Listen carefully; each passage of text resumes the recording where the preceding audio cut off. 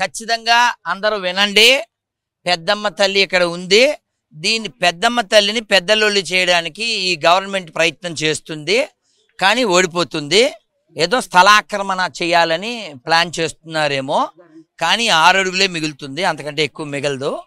So కాబట్టి మరి government చేస్తే దందా, చివరికి గవర్నమెంట్ అవుతుంది బొంద.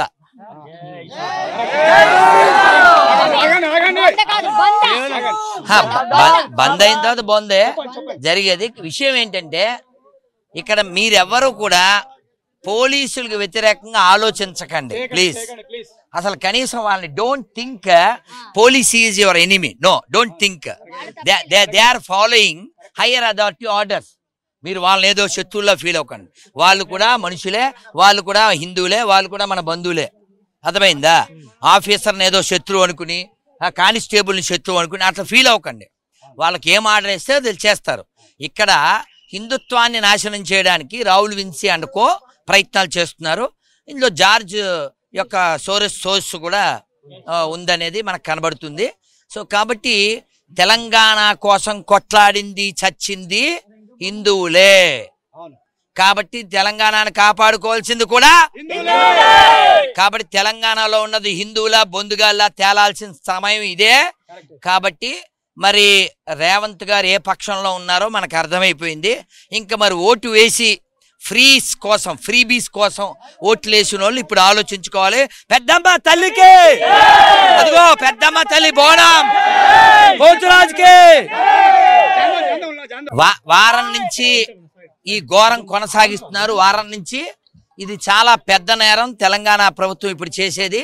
ఈ నేరానికి తగిలినటువంటి మూల్యం చెల్లించబోతారో అందులో అనుమానం ఏం లేదు. మనం చాలా చూసాం, గతంలో కూడా చాలా చూసాం. ఇటువంటి దమనకాండ వీళ్ళంతటి వీళ్ళు తెలివిగా ఇక్కడ ఈ వివాదాన్ని పరిష్కరించుకోవడం వాళ్ళ చేతుల్లో ఉంది. మీకున్న అనుభవంలో హిందూ మతానికి చెందినటువంటి ఆలయాలని తొలగించినటువంటి చరిత్ర ఉంది ఎక్కడైనా? అంటే వాళ్ళ నిజాం లాంటి వాళ్ళు చేశారు. సో వారి వారసులుగా ఇప్పుడు వీళ్ళు కంటిన్యూ చేస్తే దానికి ఆశ్చర్యపడక్కర్లా. ఇందులో నేనైతే I'm not surprising what Telangana government done. ఇందులో ఆశ్చర్యపడేది ఏం లేదు. ఎందుకంటే గత 150 ఏళ్లుగా హిందువులకి వ్యతిరేకంగా, హిందుత్వానికి వ్యతిరేకంగా, హిందూ మతమే, హిందూ ధర్మమే లేకుండా చేయడానికి ఆ పార్టీ చాలా కష్టపడుతుంది. దేశాన్ని 2-3 సార్లు చీల్చింది, హిందువుల్ని ఇంకా చీల్చింది.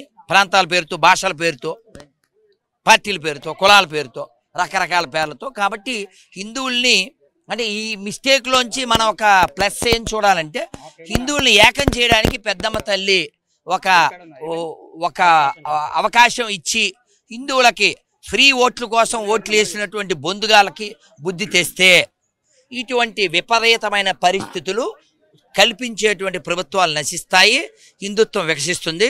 ఈ దేశం బాగుండాలంటే హిందువులు బాగుండాలి, హిందువులు బాగుండాలంటే హిందుత్వం బాగుండాలి, హిందుత్వం బాగుండాలంటే దేవాలయాలు ఉండాలి.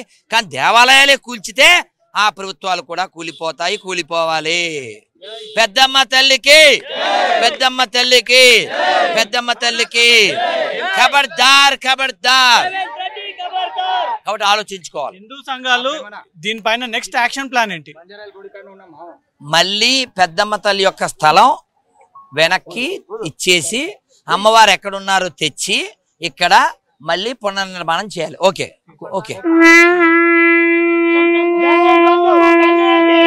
జై భవానీ,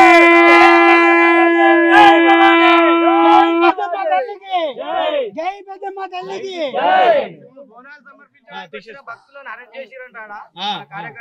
చూడండి, ఇది మాత్రం